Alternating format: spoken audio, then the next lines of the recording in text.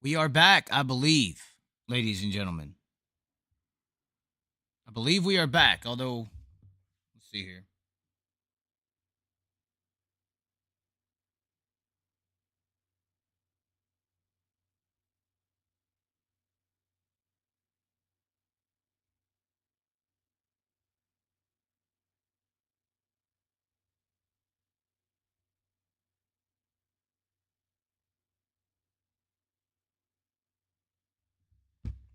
Do we got anyone in here? We're trying to get it back up. Net has its issues from time to time.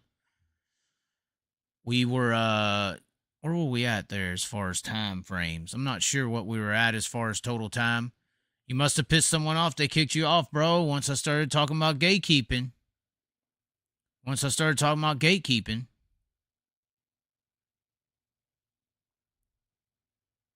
said Sunshine took shots at JJ's wife. I don't know about that. I don't know about that, guys. I'm sorry.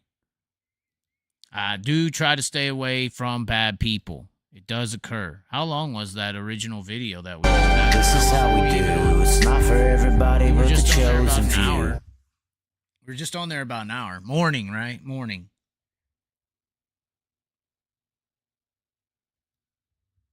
We are back up. Unfortunately, I don't think we're going to get back to the people that we had. Maybe that was the best way to end it. I don't know. On the Kenny Wallace subject, I had a bunch of other things to talk about. I didn't even get to the main subject of the whole conversation here, technically. It's kind of unfortunate.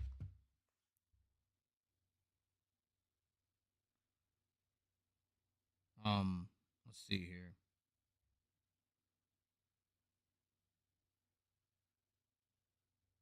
Let's see here for a second. We can see, try to get everybody back in here. I can't believe I want to keep talking about the Sunshine Court. Why y'all want to get into that? Hour and 3 minutes.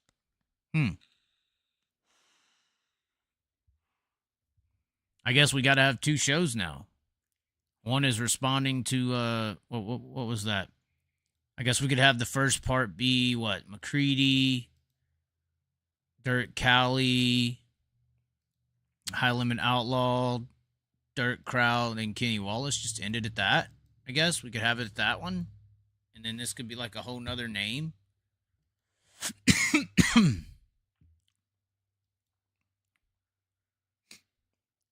Funny about that. If we were to change it up. Let's see here.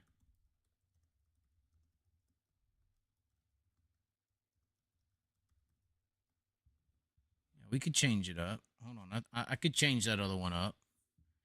Kenny Wallace loves the drama. Somebody said that. I don't know, man. I wouldn't have cared if Kenny Wallace got on that show yesterday and or when he posted it and been like, yeah, that Chaz guy's an idiot. He's a liar. I don't agree with him. I wouldn't even care if he would have just said, I think he's mean.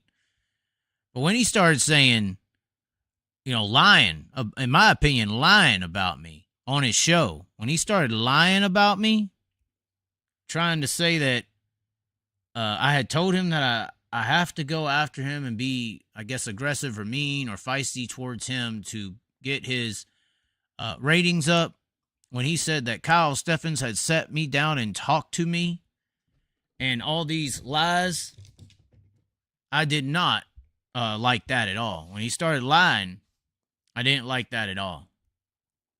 In my opinion, that's a lie. There's some other people want to do more than just say that on a video, but I like Kenny. Once again, this cuddle person who keeps saying that I posted in some LGBTQ or whatever. I mean, you could say that, but I would love to see the screenshot. Unless you got a fake Chaz account or something. I mean, I have my official Reddit, so I don't know how you could fake my profile. Maybe make another Chaz Reddit or something and try to make it look like that. But that's not the case. Anyways, yeah, I don't know what the deal is with that. It's pretty interesting. He said, get Kenny on the show and discuss. There's no discussing with Kenny. Obviously, and honestly, and this would be my bigger takeaway from all that. Any respect, and this is the truth. Any respect or credibility I personally had for Kenny Wallace is gone. once I mean, because once he started saying that, he knew it was all false. He knew it was all a lie. Have I talked to him about doing a debate show where I have my viewpoint and he has his, because obviously they naturally are separated, and we put that on camera and all that stuff? That's true. But I never sat there and said I have to go after him to make people mad at me to get views. And Kyle Stephens never set me down. So once he started lying about me, all respect, for me personally, all respect, all credibility to what he has to say is just done for me. Kenny Wallace's thoughts, opinions are nothing but gatekeeping, as far as my opinion. Because if he'll lie to me or lie about me to that degree, I mean, he'll do that to anybody. And I don't, some people don't mind having bad people as friends or associates, but I try to have good people as friends. And I can't really be a friend with somebody I don't trust. You know, there's some situations here recently that, you know, I had to discover this person. I can't trust them. I can't trust them. Oh, they did that to that person. I don't really want to be their friend. So I really can't. I don't want to do a talk at this point. I don't want to do a debate show with Kenny Wallace. I don't want a discussion with Kenny Wallace. I don't want to talk to, in my opinion, a liar. I'm good. I'm fine. Tries to smear my authenticity when I'm living in a damn car because of authenticity, basically. Because I'm choosing authenticity over fakeness, and I won't eat off of the food plate of the big dogs who run everything and want you to talk and bark like they want you. Not doing that. Sorry, not doing that. And at least Michael Rigsby was respectful. You notice how when that started happening, when he started going after me, Rigsby kind of pumped the brakes on saying much. He responded at the one point about saying, yeah, Chaz saw me as the flow guy and then researched and all that, Van, and respect. That's very true. What Rigsby said was true. Michael Rigsby did no wrong. But what Kenny Wallace did was wrong. And I think that, not living in the car technically, but up and down the streets in the car, I'm not in hotels all the time. I'm not living the fancy life. I'm just saying I rough it because I protect my authenticity, and that's the reason I have to rough it, because of the stuff I won't do for their obligement. But at the end of the day, Rigsby's comments were fine. Rigsby's explanations didn't carry a bunch of bullshit with them. Those were all falsified informations. It was pretty disgusting. I watched a person. I've never lost. Well, outside of hearing these other things happening, I've truly never personally, with someone talking about me, lost respect in that quick of amount of a time. And Jordan says you should confront him. See, y'all just want a circus. Y'all want a circus. This is why I call y'all out all the time. Y'all want. Look at the cat. The cat's like, y'all want a cat crawling on top of the sprint car. This ain't happening. I'm not doing it. That's funny. Y'all want a circus. Oh, confront him. Oh, have him on the show. I don't really confront or go out of my way or have people on the show that I don't really respect. You know, it is a platform, and obviously he don't respect me to lie and degrade me in the ways that he did. But that's what it is. But me personally, I don't want him on my show. I don't want to discuss the whole first take idea of, you know, Stephen A. and Skip, Chaz, and Kenny Wallace. That instantly is gone now. That instantly is gone now. There's no thoughts of having that at all. And I almost texted Kyle Stephens, but at the end of the day, I don't think Kyle Stephens actually said those things to him. If he might have. It's a weird little click down there. It's a weird little click in that area. But I think that was just Kenny. And I think that was mainly because I've caught him on some of the things he said, corrected him publicly, and he felt embarrassed. I've checkmated him so many times with some of the stuff he says. It's unbelievable. The biggest one was the bullshitting one last year, which followed up with him about 3 or 4 videos of dirt racers coming on there saying how they can make good livings. And that was all me calling him out for saying they can't. NASCAR's the only place. And that ultimately led to Larson's comment, technically my little video responding to him. You fast forward a month or month and a half forward, I think that's when Larson came out and said, You know, the top dirt racers make more than a third of the lower cup field. So maybe he's still upset about that I led the charge on that pushback of that bullshit he was spraying to the population. But gatekeeping, once again, information.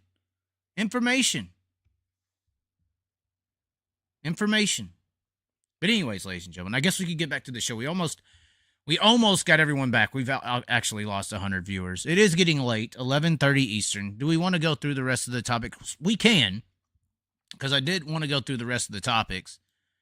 But yeah, as far as that's concerned, I mean, we got the theory on the screen. I did want to talk about Kyle Larson and the Indy 500 stuff. Obviously, there's a bunch of Indianapolis things happening.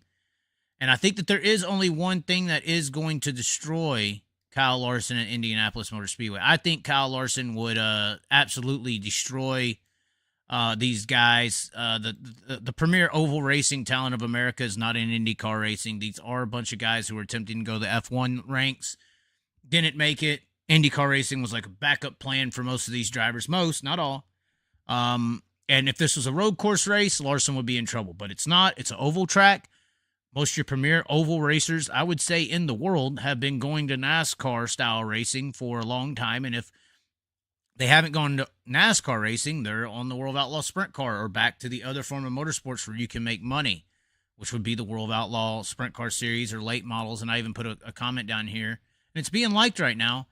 I said if you put the top 10 drivers between the World of Outlaw Sprint Car Series and High Limit Racing in this field, you'd be betting on everyone else to get into the top 10 come the 500, just because we're talking about elite oval racers. I even think you could put some of the NASCAR guys into this field and do relatively well. I think it was Kurt Busch, who really isn't an open wheel racer at all, not even a sprint car guy or midget guy or anything. He went off in there, and what was it, like 6th or 7th he finished first try? That's Kurt Busch, guys. Kurt Busch, just a straight-up late model asphalt legends NASCAR driver. So imagine if you put premier winged racers or premier, guys in NASCAR who have other experience. I think Christopher Bell would be an amazing fit for this. But once again, this is back to opportunity. You could say Kyle Larson wins the Indy 500. You could be like, oh my God, he's the greatest driver ever. Who can do what he can do? But what other NASCAR driver gets to even try to do what he can do? At that point, you're only comparing him against Kyle Busch, because that's the only NASCAR driver that has ever raced the Indy 500 out. And I guess you compare it to Tony Stewart too, but there's two guys, and those are the only two you can compare. You can't say Bell can't do it, or this guy can't do it, or that guy can't do it, or David Gravel can't do it, because they haven't even had the opportunity to try. And so that's why I think it's very important to judge motorsports fairly. But he's been doing very well. Of course, everybody was losing their nutsack when he was out here just looking normal, being comfortable. Of course, this is the best selling point of the Indy 500 that they've had in a long time. I mean, it is the modern day AJ Foyt in the public's eyes. He's doing very well. He's looking fast out there. He's looking comfortable. He's looking like one of the best race car drivers in America.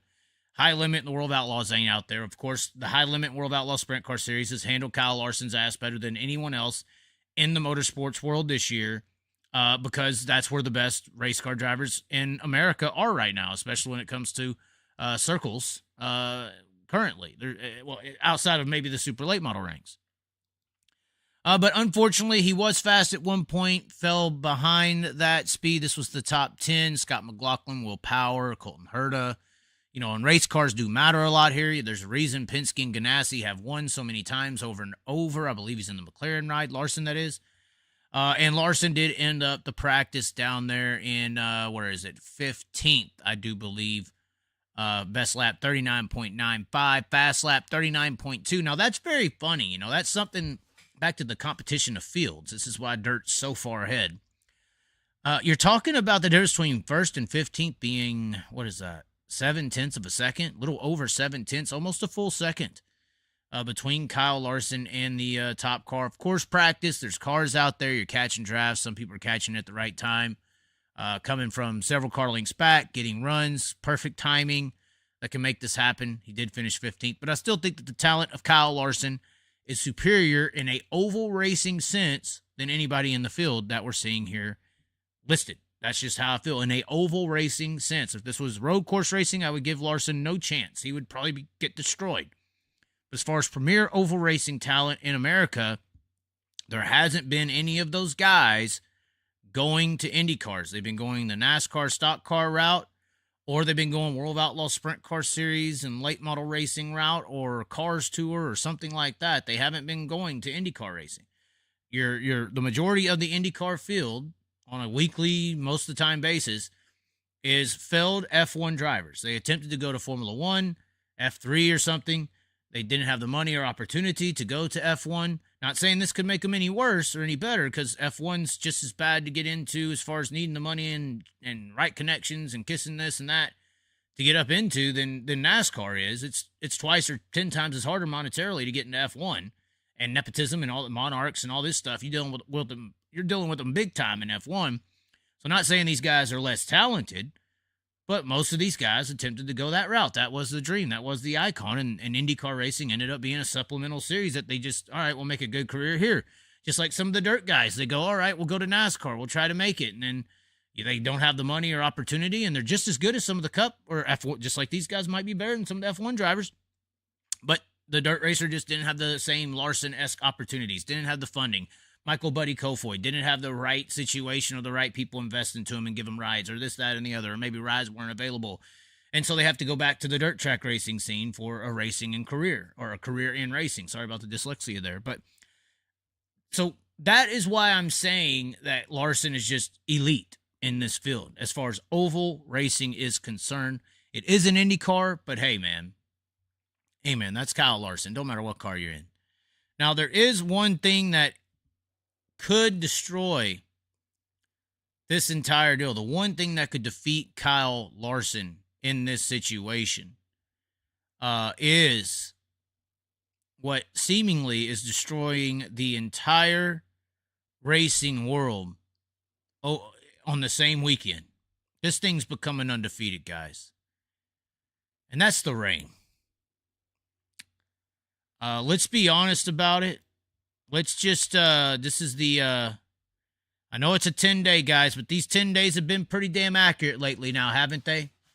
These 10 days ain't been fucking around lately. This is the forecast for the leading up into the next weekend. 10 days. It goes all the way through the next Wednesday, actually. Now, Larson, I'm sure people saw the story itself. Larson said if the race gets delayed on Sunday at the Indy 500, say he qualifies third or something, Larson does. It looks like qualifying it has a chance. I mean, but there's rain chances every day, but there's a 24 to 15% chance this Saturday and Sunday. We'll probably still get it in, qualifying that is. But next week, we're talking about scattered thunderstorms starting Tuesday, showers Wednesday, Thursday, Friday's a little sunny, Saturday showers, Sunday showers, Monday's partly cloudy. I mean, they're hoping, I guess in this scenario, the only way that the Indy 500 saves Kyle Larson's debut in the series, because Kyle was saying if this race gets pushed on Sunday, delayed-wise, he's just going to go to NASCAR because that's his main source of income. That's where the daddies have whistled, and that's where he's sitting. That's the porch. That's his porch. If this race Sunday, which has a 48% chance with showers and there's thunderstorms the prior day and it doesn't look good, if it's just delayed an hour, he's going to Charlotte Coca-Cola 600. And it'll destroy this whole entire Larson and Indianapolis situation. And this rain thing's been extremely destructive. I guess the only chance here, and IndyCar might do this, they may, and if I was them, I'd do it. With that partly cloudy forecast on Monday and a low percentage chance of rain, if Sunday comes around at Indy and it starts to rain a little bit and it's going to delay just a little bit with normal trying to get it in conditions, all of a sudden, we're delaying the Indy 500 until Monday. Because that's the only way we're going to get Kyle Larson to come back. If Larson leaves the building for that race, I can only imagine how much the ratings go down. I could only imagine. But whoever's running marketing over there, if you get a little hint of rain and that race has to delay, like you're raining on the racetrack, at the same time the race is supposed to start, give it 15, 20 minutes and say, all right, we moved it to Monday at this time. That would be my only suggestion for that. But outside of that, if they don't do that, this is not looking good, guys. And this is what's hindered me from wanting to go down there. What you going to go and go down there to for this? And really, this is happening across the board. I mean, this is Port Royal's forecast right here. The next 10 days. I was trying to think, well, if I don't go to the Indy 500, I'll go over there to Port Royal for the Weikert 75K. Look at this, guys. I mean, we're talking about plus 40% chances of rain almost every single day starting next Wednesday.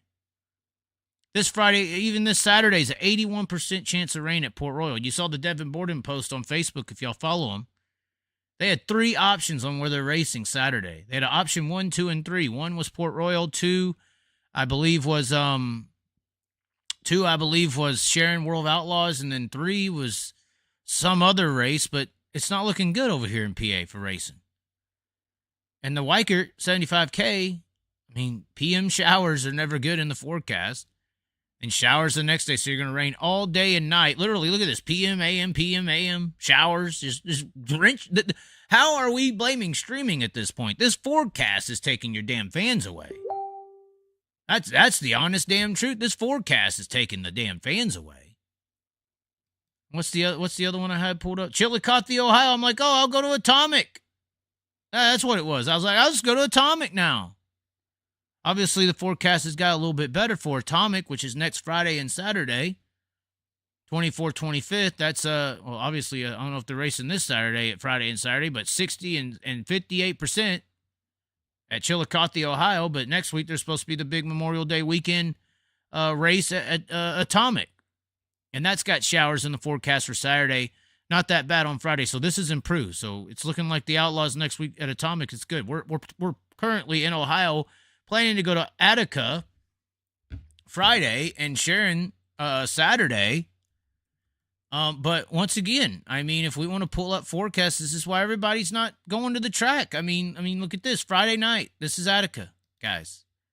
If you're a race fan and you're 5 or 6 hours away, this is why streaming ain't the problem right now. If your track's getting hindered, this motherfucking rain's destroying the business aspect of this sport currently. I think Jeremy Elliott had a little video on this.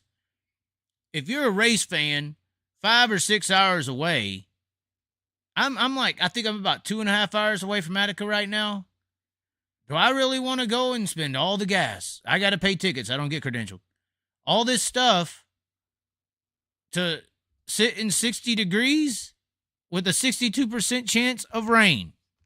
This is what's taking fans away. And that's me versus sit here, do a pre-race live show with you guys on who I think is going to get it done tonight. Friday night racing action.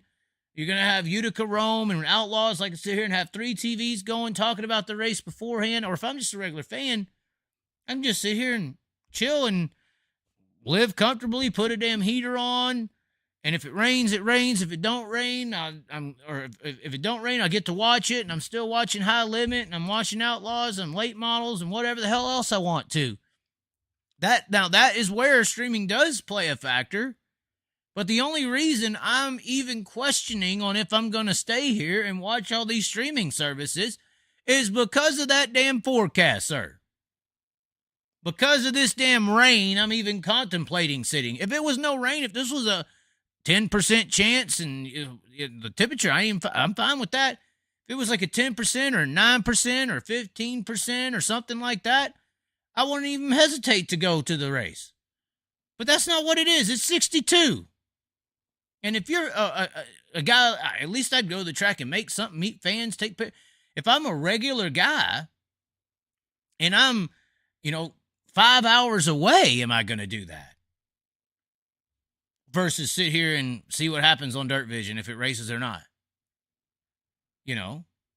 Of course, hell, I'm over here on the budget, so it's really hard for me to make this decision as well. Although I think we have some supporters that really want me to get there. There's a bunch of Ohio fans. I'm thinking of staying around for Ohio a little bit. I think a Western PA Speed Week, I think we might be attending that one. I did message the Facebook page if anybody has connections with Western PA Speed Week or a couch, spare bedroom shop with race cars in it. It is a full week over there in Western PA Speed Week, but a bunch of tracks I've never been to. Want to check those out. And then you got the Ohio Speed Week following that as well. I know some people wanted me to go to Beaver Dam. I don't know who that was that wanted me to go to Beaver Dam, but messaged me on Facebook or something like that. I think we could figure something out, but I don't know. All I know is I'm looking at a bunch of racing happening around here in the Ohio area.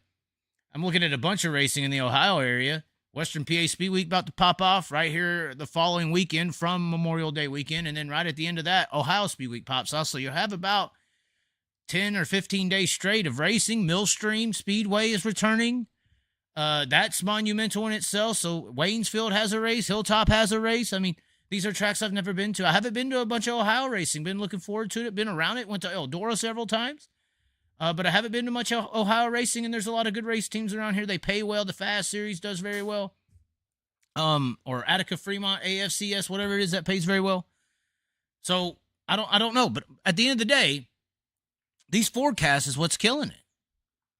These forecasts is why people are questioning going to the racetrack or not. Is streaming helping that question be answered easier? Yes, undoubtedly. But regardless, the source, the root of that situation is that forecast, and it's really hurting the sport. As I was thinking about Attica and stuff like that, I started thinking of things, and I went to the World of Outlaws Facebook page to look at the Attica stuff and information, and I noticed something that was very interesting here. So this was this Milton Hershey little gathering that happened with the World of Outlaw teams and drivers and local tracks. Apparently, BAPS was the only track that was smart enough to take advantage of this and expose their track to people of society. But there were race car drivers there, people of PA there. But the one thing that really stuck out to me, and I've been hitting about this driver about to become our next Buddy Kofoid, who just didn't have the money to go to NASCAR, and they're going to screw this driver over, and they're going to have to be a dirt track superstar, and we need to support them and promote them. I noticed this picture right here. That was at the event, ladies and gentlemen. Look who's... I noticed this as I was scrolling. I was like, where's her picture at? Because I didn't see it anywhere. Look at that son of a bitch right there. Jade Avedisian was there. Jade Avedisian was at this Milton Hershey event. And I was sitting here thinking, I was talking about how NASCAR goes after subcultures. They want African-American racer, they want a dirt racer, they want a road racer, they want an Australian racer, they want a woman racer, they want all a Hispanic racer with Suarez. They want all these different sectors of society in a car so that those sectors of society are watching the race. It's a form of marketing. This is how they actually do it. It's Hunger Games. It's a Hunger Games theory. Get someone from each sector so that they cheer for the representation. And the one thing that sprint car racing could use is a Jade Avedisian, a Danica Patrick. And she's actually good. I think she'll be extremely challenged in the sprint car ranks, especially not having much or any sprint car experience. It's definitely extreme. I mean, let's face it, USAC Midget's competition level is like IMCA hobby stocks, guys. It's down there, okay, in the open wheel world, in my opinion. It's really, really down there. Competition is just a joke. So if she gets it, but the cars aren't. The vehicles of midgets are unbelievably hard to drive, but I still think the competition level is extremely low. But if you can drive those cars, you can drive. So I don't think it's that much of a difficulty or ability to learn how to drive a sprint car. I just think that the competition level is 10, 20 times harder. And that may be where she struggles, but she can drive. Jade Avedisian can drive. And if I'm the World of Outlaws, I am trying to get her, and obviously she's a TRD driver, her and Buddy Kofoid. If James McFadden, I hear this is J-Max last year in America racing full-time. If that's the case, the perfect teammate to Michael Buddy Kofoid is Jade Avedisian. And if I'm the World Outlaws Sprint Car Series, I'm trying to make sure that combination is on my tour. And TRD wouldn't have too much of a problem with that. But if you're the World of Outlaws or you're high limit racing right now, Jade Avedisian, and this is how you people who actually believe in the sport, not you people who are still caught up in the Kenny world, but you people who want this sport to go to the next level, you need to look at this damn Jade Avedisian character as a Danica Patrick. She has the talent. She's not even Danica. I'm talking about as far as exposure. As far as skill, she drives circles around Danica. Danica in NASCAR is such lower than midget. Actually, midgets in NASCAR is about the same. But she can still drive because midgets are harder to drive than a cup car. She could outdrive Danica Patrick. This sumbitch is good. But the marketability aspect is what I mean by Danica Patrick. If you are taking sprint car racing seriously, you want Jade Avedisian on your side because this is a marketability-based asset. Like I said, back to the Hunger Games, you want a representation in all the fields. You want a dirt racer in NASCAR so that all the dirt fans watch. That's why we're watching NASCAR on Sunday, is for the dirt guys, right? Cold-trickle syndrome. That's what I mean. It's about stifling you as a sector of society. But regardless, that's how I would view Jade Avedisian. And honestly, the pairing with Roth and Buddy Kofoid, if we could get both of them on the Outlaw Tour, that would be awesome for the Outlaws. Or if you could get both of them on High Limit, that would be awesome for High Limit. But I think that would be a cool little package pairing there between the two. Or if you keep them if you still wanted to keep them split, I do see the talent of a Buddy Kofoid as more important. But as far as which chip could carry more stock for your marketability aspects, I see Kofoid is more talented. But in the marketability sense of the business side, you're looking at a Jade Avedisian as more valuable than a Buddy Kofoid, unfortunately. I say unfortunately because it's sexism. And it's also playing into, when you go look at some of these people's fan pages, the female racers of society, you go look at who's all liking them and commenting, oh, you're so great. It's a bunch of 40 to 60-year-old men, okay? So it's kind of disgusting. So I don't even know if I want to actually talk this way because the majority of fans of these people are the older people. The weird creepies, it's the creepy guys who are all over their pages. It's weird as shit. So hopefully siphon them out, maybe put some security guards by her trailer to make sure nothing weird happens and all the weirdos stay away. But it would still be nice to have a female representation that females can cheer for that's actually a damn good driver. And that's who she is. And that's a very valuable chip to play on. If you're going to be big time, you're going to take the sport to the next level, you need a female representation in the sport. Why not be Jade Avedisian? If I was either side, I'd be trying to be the highest bidder to get that one on my side. It's a big marketing chip. Big marketing chip. I don't think she's going to go NASCAR. She doesn't have the funding, I don't believe. I don't think that she has. It's all about paying for it yourself, buddy. I don't care what these people sold you on renting this or renting that. If you ain't bringing the bank to the table, take all their nice, back to mean and nice, all their nice little whatever they got to tell you to get you to do what they want, and that's sign the dotted line. You ain't going next level unless you're bringing that check. I don't care what they tell you. I think that we're going to experience that with that one, but we could do something with Jade Avedisian in the dirt track racing world if we properly support our guys and gals if she's added to the roster. That's a big one though. If I'm either one of the big players of the game, DIRTVision, Flow Racing, that's a chip that should be considered as a very high-level play. Obviously, high-limit racing sounds like chip and all that, so that may make sense. High-level play, though, this may piss Jeremy Elliott off. Of course, we were just talking about the Hershey situation. I don't know if anybody paid attention to this, but DIRTVision has officially changed. DIRTVision has a new login situation. I know y'all seen that video, but along with that login that changed, and I'm logged out right now so y'all can see what I'm talking about. We all know that the bitching on streaming has been, oh,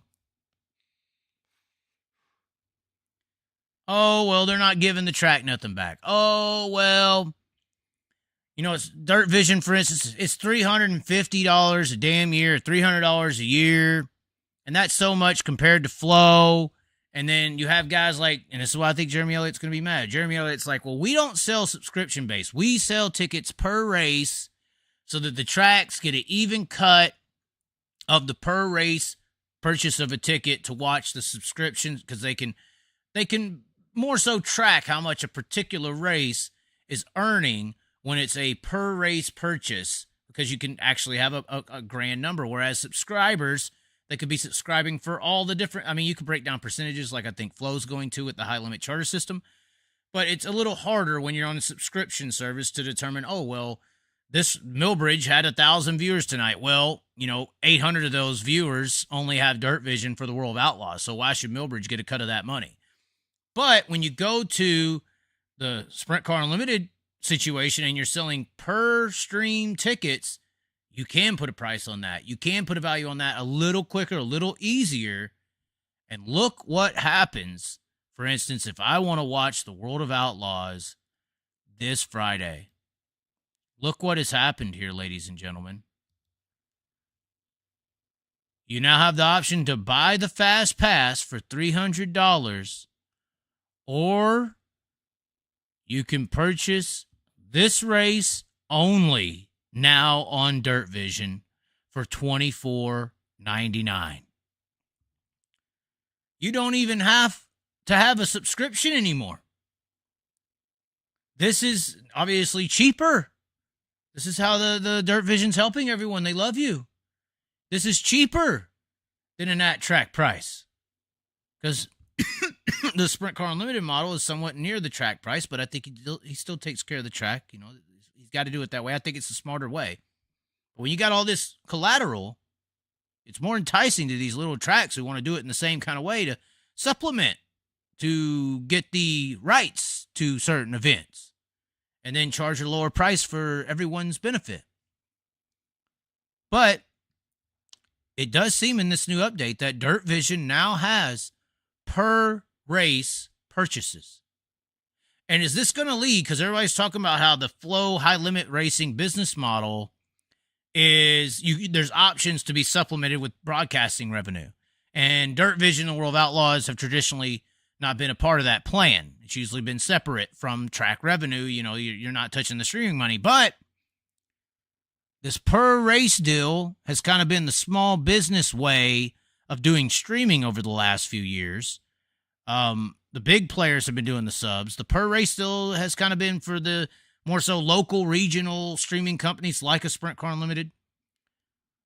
But now the World of Outlaws have done it. And is this going to lead here soon? Let's see. Williams Grove, it's $25. So it looks like $25 is the base rate here to watch racing events on DIRTVision for one night only. Bedford World of Outlaws. So World of Outlaws are coming to the PA area, by the way. I thought they were going to be at Pav Valley, but I think that Pav Valley, you can't stream from there. Maybe they're going to stream there. I guess Starlink has helped.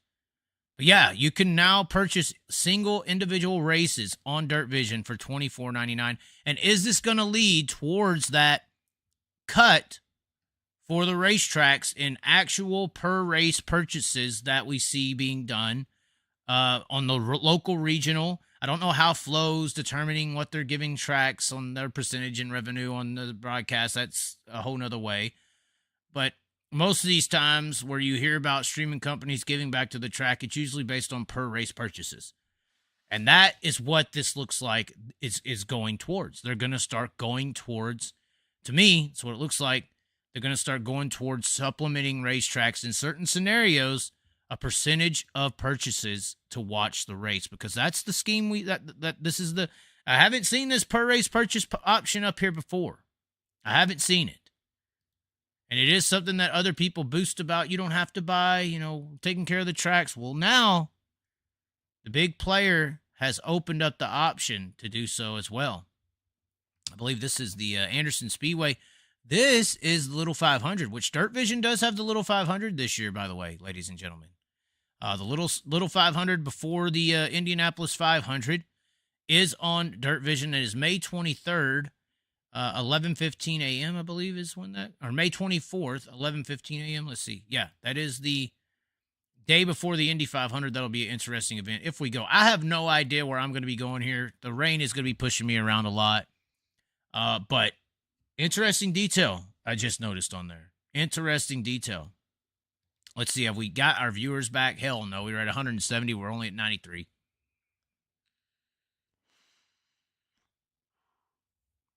Let's see here. Here in Australia, Here in Australia, Clay Per View only sell one-time purchases. They don't do an annual subscription deal. Yeah, I know that. Again, pay-per-view isn't new for DIRTVision. It isn't new, but they've traditionally only done it for Knoxville, guys. They traditionally only done it for Knoxville. They haven't had that as a normal deal at every event. Too high for a single pay-per-view. It's actually cheaper. That's probably the $24.99 is one of the cheapest pay-per-view per event numbers I've seen out there, so I don't know how you're saying that. DIRTVision did this because they lost lots of subscribers. That is possible. I've heard a lot of people say they got rid of DIRTVision because how cheap Flow is and what they get for it. Fast, I guess this is talking about Ohio. Fast is pretty solid, but will take time to get up to ASCOS type of standards. Really hope Ohio gives the Fast series some love. It used to be like $40 a month, and you got everything for 30 days. I wonder if they still do the. Do they still do the per month? Can you buy a per month? Let's see here. Oh, I got to enter the email and all this stuff. I ain't got time for it because I'd have to log in and. All purchase options. Yes, you still can do the monthly for $40, but the per race deal's never been there, guys. You could either do the yearly for the 300, you could do the fast pass for 40, which is 30 days, or the one-time purchase of $24.99. I bet you this slips a lot of people into buying that monthly pass when they come across a race they want to watch. They'll be like, 50 more bucks. I get it for 30 days. Might as well. So I think that's what's going to happen here. But I haven't ever seen, I personally, outside of Knoxville Nationals, I think 360 Nationals, I haven't ever seen a pay per race option on every single race there is. I want to give a big shout out to Brad Bowden for pointing this out to me, by the way. World of Outlaws be tourish? What does that mean?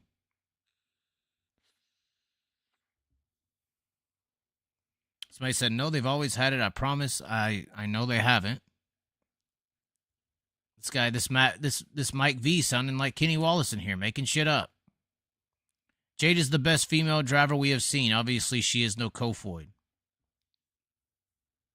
I'd love to see Jade or Kaylee run for World of Outlaw High Limit. I was really high on Kaylee Bryson. I'm not, guys. Kaylee Bryson actually ruined my predictions for future female racers out of midget racing. I saw Taylor Reimer win an asphalt late model race, but all that late model racing is just easy. McKenna Hassey is too good and could use some regional tour racing. McKenna Hassey doesn't have talent, guys. I hate to tell it. She has talent enough to drive a car around a track, but in my opinion, she's a B-main bandit. I'm just saying. I'm not trying to be mean, but she just doesn't have the race. She doesn't have it. How about that? Fine racer, okay racer. Is she ever going to be a winner? Is she ever going to win big events? I don't see it ever happening. I'm sorry, guys. Could I see Jade Avedisian winning big events in sprint car racing? Potentially. She'd have to have some stuff fall her way. She'd have to have a lot of years on a national scene. But I don't ever see McKenna ever doing that. I'm sorry. Just sorry, guys. Great person, great everything. Nothing personal. This is about racetrack observation. I really think Paige Poliak's really good, but underrated. I don't know why. I don't know why Paige Poliak don't get the recognition. I think she's been one of the fastest females I've ever seen when she's on the track, in 410s especially.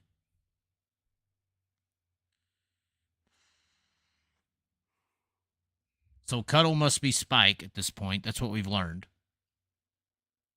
McKenna has loads and loads of fans, Chaz. I don't care how many fans you have. Kyle Larson has more fans than McKenna. I still voice my opinions about Kyle Larson. I'm sorry your McKenna fans don't intimidate me to be quiet and shut my mouth. Kenny Wallace has a lot of fans. I'm sure they don't like me anymore either. Who cares? When is Tyler discussion happening? It happened in the last video that cut off early. McKenna has one of the best looking cars in the country in the back of a B-main. Yes, this is true, unfortunately. Chaz, I fell asleep. What did I miss? How does it make sense to do one race for 25 when you get 30 days for 40? Sounds like a used car salesman. That's funny, Jason. That's funny. Well, it is just past midnight, ladies and gentlemen. Chaz needs mods. I mean, unfortunately, y'all got a pallbearer on top of that scene. I ain't touching that. Y'all go for the pallbearer. I ain't going down another Tyler Courtney scheme. Y'all got bigger issues over there in the modified community. Hide your kids, hide your wife in the modified community. Please, please, please. Oh, my. Do not take your hot wife around the pallbearer of that whole situation over there up at MTS. Look out. That's all I'm saying. Moderators. Oh, moderators. Sorry. I let the cat out of the bag there. Or on top of the car. I got an Airbnb. Didn't show at Eldora a few years back. Yeah, I ended up having fun at the racetrack. I'm sorry. Paul Silva, go get Jade. She'd probably do better in the 57 than Kyle right now. Probably would.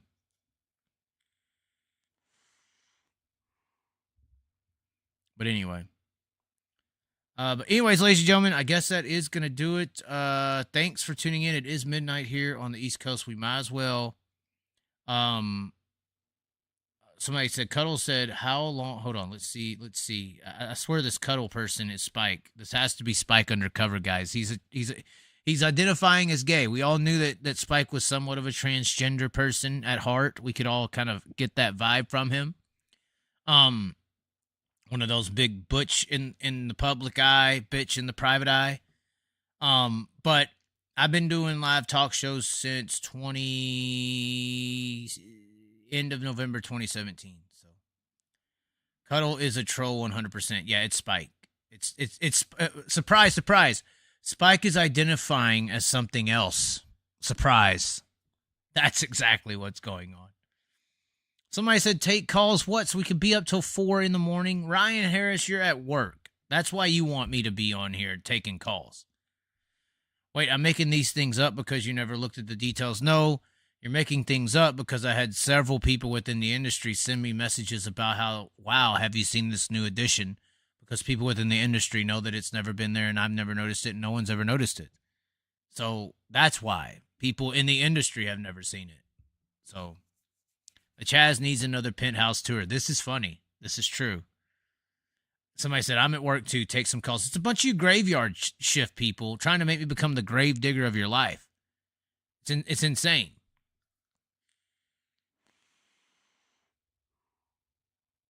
It's literally nuts.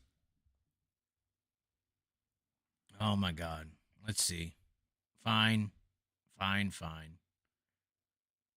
No.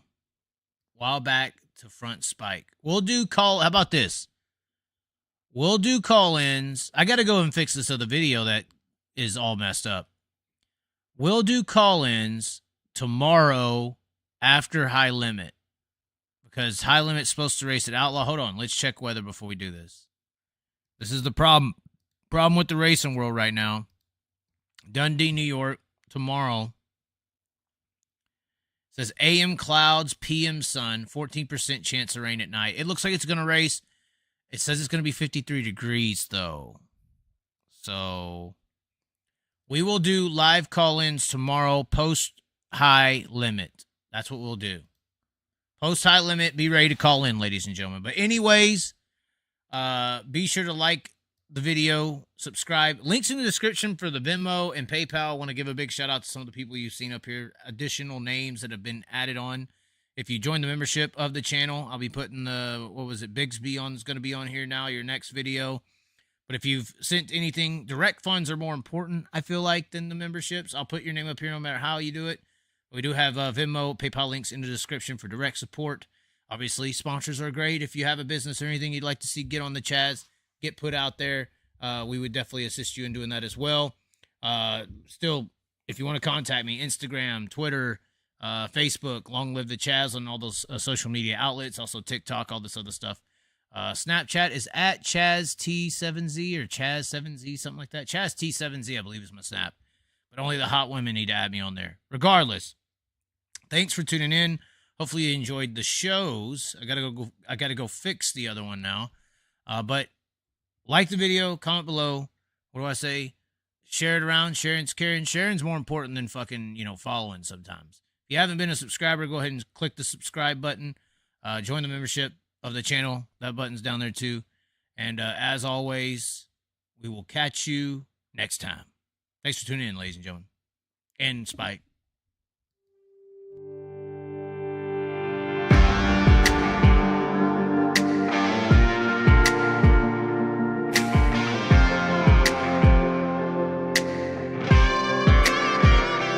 We can ride high, we can ride low. We can ride anywhere we need to go. We can ride all night up to the morning, as long as we make the show. We can be the best or we can be the worst. So we can be the best thing you ever heard. With the motor singing and the grandstands ringing, it's hard to put it all in words. But this is how we ride, this is how we do. Riding mud, sliding up higher in the groove. Don't give a damn about the cash we're spending. With the time we got, we choose to play it on the go, to stay out on the run. We all high, wide, and handsome. Ain't telling you what's right or wrong or what to choose. Hey, but this is how we do. This is how we do.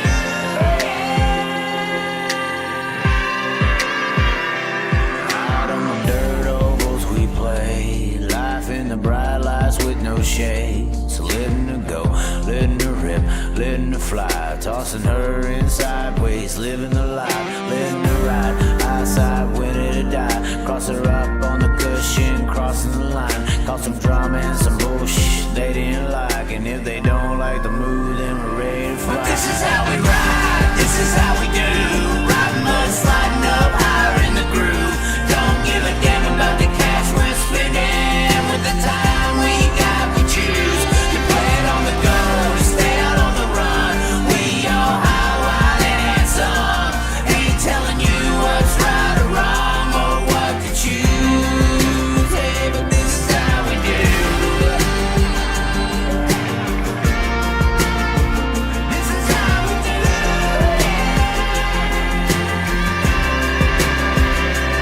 This is how we roll, this is how we do. It's not for everybody but the chosen few. And we pray, cause we know that they might not ever come back. But this is how we ride, this is how we do. Riding mud, sliding up higher in the groove. Don't give a damn about the cash we're spending. With the time we got, we choose to play it on the go, to stay out on the run. We all high, wide, and handsome. Ain't telling you what's right or wrong or what to choose. Hey, but this is how we do. This is how we do.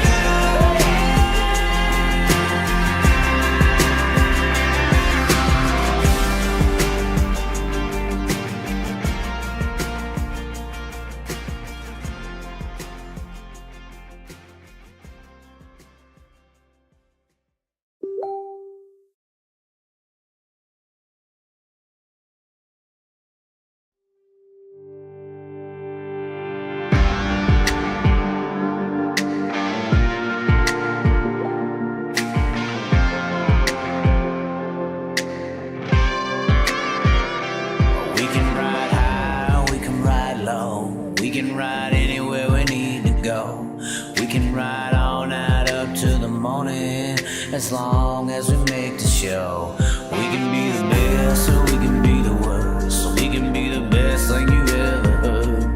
With the motor singing and the grandstands ringing, it's hard to put it all in words. But this is how we ride, this is how we do. Riding mud, sliding up higher in the groove.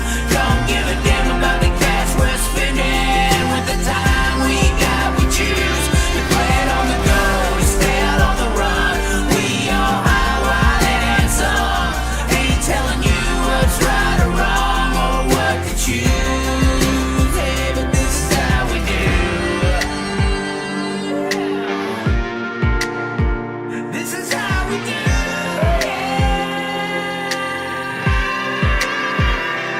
Out on the dirt ovals we play, life in the bright lights with no shade. So letting her go, letting her rip, letting her fly, tossing her in sideways, living the life,